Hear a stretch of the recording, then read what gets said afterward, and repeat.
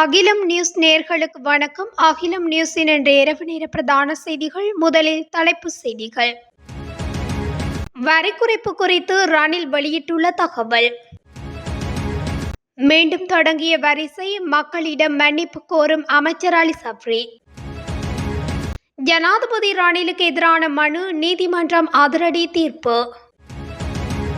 ஜனாதிபதி வேட்பாளர்கள் மூவரை காணவில்லை, 23 பேர் குறித்து தகவல் இல்லை. அரசியல் கைதி அரவிந்தர் 8 நாட்களாக உண்ணாவிரத போராட்டம். போலீஸ் அதிரடிப்படையினரால் மர்ம பொருளுடன் 2 சந்தேக நபர்கள் கைது. மண்சரிவு அபாய பகுதிகளில் நூற்றுக்கணக்கான குடும்பங்கள், வெளியான அறிக்கை. இலங்கை வருகை தந்துள்ள சர்வதேச தேர்தல் கண்காணிப்பு குழு. அடுத்த 3 நாட்களுக்கு கடலுக்கு செல்ல வேண்டாம், வெளியான எச்சரிக்கை. தொடர்பென விரிவான செய்திகள். நாட்டில் வரிகளை குறைத்து அதிக சலுகைகள் தருவதாக கூறுபவர்களுக்கு அடிப்படை கணிதம் கூட தெரியாது என்றே கூற வேண்டும் என ஜனாதிபதி ரணில் விக்ரமசிங்க தெரிவித்துள்ளார். மாவனெல்லை பகுதியில் நேற்று இடம்பெற்ற மக்கள் சந்திப்பில் கலந்து கொண்டு உரையாற்றும் போதே அவர் இந்த விடயத்தினை குறிப்பிட்டுள்ளார். இங்கு தொடர்ந்து உரையாற்றிய அவர், தற்போது வரி குறைப்பை மேற்கொள்வது மிகவும் அபாயகரமானது. சிலர் வரி குறைப்பை மேற்கொள்வதாக பிரச்சாரம் செய்கின்றனர். மாற்று வரிகளின்றி நாட்டை எவ்வாறு முன்னோக்கி கொண்டு செல்ல முடியும்? அவர்கள் பாலத்தை உடைத்து கொண்டு பயணிக்குமாறு கூறுகின்றனர். பாலத்தை உடைத்து கொண்டு பயணித்தால் அனைவரும் ஆற்றில் விழ நேரிடும். தேசிய மக்கள் சக்தியின் விஞ்ஞாபனத்தில் உள்ள திட்டங்களை செயற்படுத்தினால் நாட்டுக்கு சுமார் 200 பில்லியன் ரூபாய் இல்லாது போகும் என தெரிவித்துள்ளார். இலங்கையில் கடவுச்சீட்டு விவகாரம் தொடர்பில் அரசாங்கத்தின் பிரதிநிதி என்ற ரீதியில் மக்களிடம் மன்னிப்பு கோருகின்றேன் என வெளிவிவகார அமைச்சர் அலி சப்ரி தெரிவித்துள்ளார். எதிர்வரும் அக்டோபர் 16ஆம் தேதியே கடவுச்சீட்டு புத்தகங்கள் கிடைக்கப்பெறும் என்றும் வெளிவிவகார அமைச்சர் அலி சப்ரி தெரிவித்தார். இன்று முதல் தினமும் 1000 கடவுச்சீட்டுகளை முன்னுரிமை அடிப்படையில் வழங்க நடவடிக்கை எடுக்கப்படும் எனவும் குடிவரவு குடியகல்வு திணைக்களம் தெரிவித்துள்ளது. பத்ரமுல்லையில் அமைந்துள்ள குடிவரவு குடியகல்வு திணைக்களத்தின் பிரதான அலுவலகத்திற்கு அருகில் கடவுச்சீட்டுகளை பெற்றுக்கொள்ளும் நோக்கில் பெரும்பாலானோர் நேற்று இரவை அதே இடத்தில் கழித்தனர். பல நாட்களாக இப்படியே தங்கியிருக்கும் மக்களுக்கு டோக்கன் வழங்க நடவடிக்கை எடுக்கப்பட்டது. குடிவரவு திணைக்களத்தின் பிரதான அலுவலகத்துக்கு முன்பாக இவ்வாறு வரிசையும் உருவானது. இவ்வாறானதொரு பின்னணியிலே புதிய இலத்திரனியல் கடவுச்சீட்டு அறிமுகம் செய்யப்படும் வரை அக்டோபர் மாதம் வரை நீடிப்பதால் அத்தியாவசிய காரணங்களுக்காக மாத்திரம் கடவுச்சீட்டுக்கு விண்ணப்பிக்குமாறு திணைக்களம் பொதுமக்களிடம் கோரிக்கை விடுத்தது. எனினும் குடிவரவு குடியகல்வு திணைக்களத்தின் பிரதான அலுவலகத்திற்கு இன்று காலை அதிகமானோர் வருகை தந்துள்ளதாகவும் குறிப்பிடப்பட்டுள்ளது. ஜனாதிபதி ரணில் விக்ரமசிங்கவுக்கு எதிராக தாக்கல் செய்யப்பட்ட மனுவை தள்ளுபடி செய்து தீர்ப்பளித்துள்ளது. குறித்த மனுவை இன்று உயர் நீதிமன்றம் 50,000 ரூபாய் நீதிமன்ற கட்டணத்திற்கு உட்பட்டு நிராகரிப்பதாக உத்தரவிட்டுள்ளது. பதில் போலீஸ் மாதிபரை நியமிக்குமாறு ஜனாதிபதிக்கு உத்தரவு பிறப்பிக்குமாறும் கோரி மற்றும் மேன்முறையீட்டு நீதிமன்றத்திற்கும் நீதியரசர்களை நியமிக்காமை தொடர்பில் சட்டத்தரணியினால் தாக்கல் செய்யப்பட்ட அடிப்படை உரிமை மீறல் மனு தாக்கல் செய்யப்பட்டிருந்தது. அத்துடன் ரணில் விக்ரமசிங்கவை ஜனாதிபதி தேர்தலில் போட்டியிட தகுதியற்றவர் என அறிவிக்க கோரி தாக்கல் செய்யப்பட்ட மனுவை விசாரணைக்கு எடுத்துக்கொள்ளாது உயர் நீதிமன்றம் நிராகரித்துள்ளது. மனுதாரர்கள் நீதிமன்றத்துக்கு பொய்யாக தகவல்களை சமர்ப்பித்துள்ளதாகவும் அந்த மனு அரசியலமைப்பின் 92வது சரத்தை மீறுவதாகவும் இருப்பதாக சட்டமா அதிபர் சார்பில் முன்னிலையான மேலதிக சொலிசிஸ்டர் ஜெனரல் நரீன் ஃபுல்லே இதன்போது ஆட்சேபனை தெரிவித்திருந்தமையும் குறிப்பிடத்தக்கது. ஜனாதிபதி தேர்தலில் களமிறங்கியுள்ள 38 வேட்பாளர்களில் 15 பேர் மாத்திரமே தேர்தல் பிரச்சார கூட்டங்களை ஏற்பாடு செய்துள்ளனர். எனவே எஞ்சிய 23 பேரில் 3 குறித்து எந்த தகவலும் கிடைக்கப்பெறவில்லை எனவும் ஜனநாயக மறுசீரமைப்பு மற்றும் தேர்தல் கட்கைகளுக்கான நிறுவனத்தின் நிறைவேற்று பணிப்பாளர் மஞ்சுள கஜநாயக்க தெரிவித்துள்ளார். ஜனாதிபதி வேட்பாளர்களாக அறிவிக்கப்பட்டுள்ள 38 பேரில் 3 வேட்பாளர்கள் குறித்த எந்த தகவலும் கிடைக்கப்பெறாத நிலையில் அவர்களால் தேர்தல் ஆணைக்குழுவுக்கு வழங்கப்பட்ட தொலைபேசி இலக்கங்களுக்கு அழைப்பு மேற்கொண்ட போது குறித்த 3 பேரில் 2 சார்பில் வேறு நபர்களுக்கு அழைப்பு மேற்கொள்ளப்பட்டுள்ளது. இதேவேளை மேற்குறித்த 23 பேரில் 5 குறைந்தது சமூக ஊடகங்களான ஃபேஸ்புக் கணக்கு கூட இல்லை.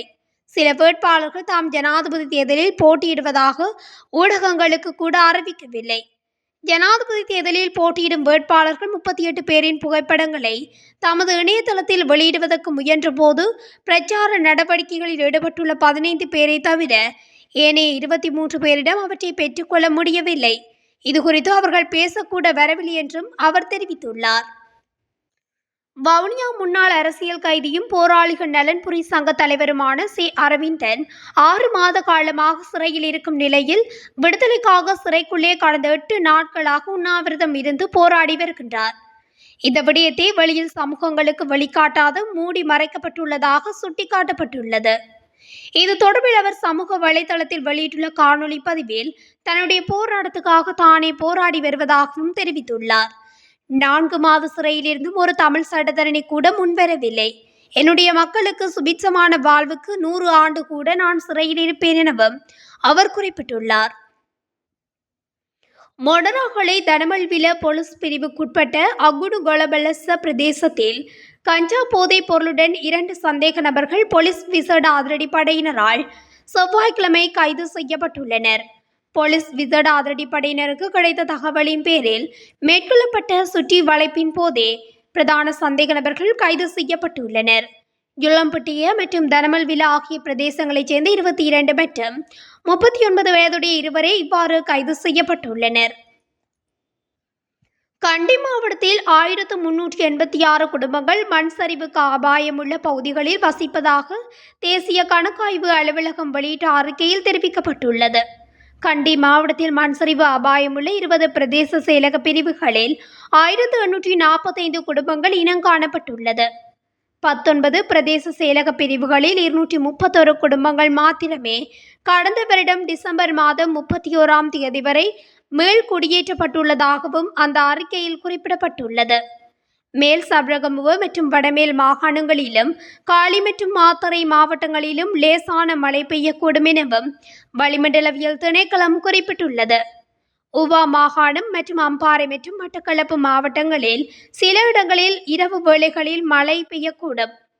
வடக்கு வடமத்திய மற்றும் வடமேற்கு மாகாணங்களிலும் ஹம்மந்தோட்டை மற்றும் திருகோணமலை மாவட்டங்களிலும் அவ்வப்போது 30 தொடக்கம் 40 கிலோமீட்டர் வரை பலத்த காற்றும் வீசக்கூடும். இன்று முதல் செப்டம்பர் 6ஆம் தேதி வரை சூரியன் நேரடியாக இலங்கைக்கு அண்மித்த அட்சரேகைகளுக்கு மேலே இருக்கும் எனவும் வளிமண்டலவியல் திணைக்களம் தெரிவித்துள்ளது.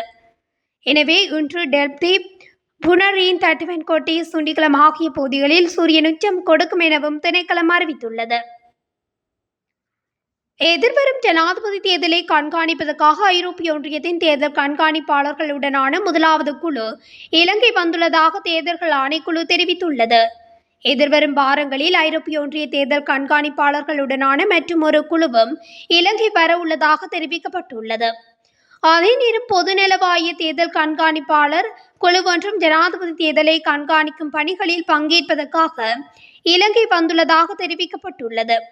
ஜனாதிபதி தேர்தலை கண்காணிப்பதற்காக இந்த குழுக்களுக்கு அனுமதி வழங்கப்பட்டுள்ளதாக தேர்தல்கள் ஆணைக்குழு தெரிவித்துள்ளமை குறிப்பிடத்தக்கது. அடுத்த 3 நாட்களுக்கு கடலுக்கு செல்ல வேண்டாம் எனவும் குறைந்த காற்றழுத்த தாழ்வு நிலை காரணமாக பலத்த காற்று மற்றும் மழை பெய்ய வாய்ப்புள்ளதால் அடுத்த 3 நாட்களுக்கு வடக்கு வங்காள விரிகுடாவின் ஆழ்கடலுக்கு செல்ல வேண்டாம் என கடற்தொழிலாளர்கள் மற்றும் கடற்படையினருக்கு அறிவுறுத்தல் விடுக்கப்பட்டுள்ளது. வளிமண்டலவியல் திணைக்களம் இன்று விடுத்துள்ள புதுப்பிக்கப்பட்ட அறிக்கையில் இந்த விடயம் தெரிவிக்கப்பட்டுள்ளது. குறித்த கடற்பகுதிகள் மிகவும் கொந்தளிப்பாக காணப்படும் என்பதால் இந்த அறிவிப்பு இலங்கை வளிமண்டலவியல் திணைக்களத்தால் வெளியிடப்பட்டுள்ளது. இத்துடன் அகிலம் நியூஸின் இன்றைய இரவு நேர பிரதான செய்திகள் நிறைவடைகின்றன. தொடர்ச்சியாக இதுபோன்ற செய்திகளை அறிந்து கொள்ள அகிலம் நியூஸ் ஊடகத்துடன் இணைந்திருங்கள். நன்றி, வணக்கம்.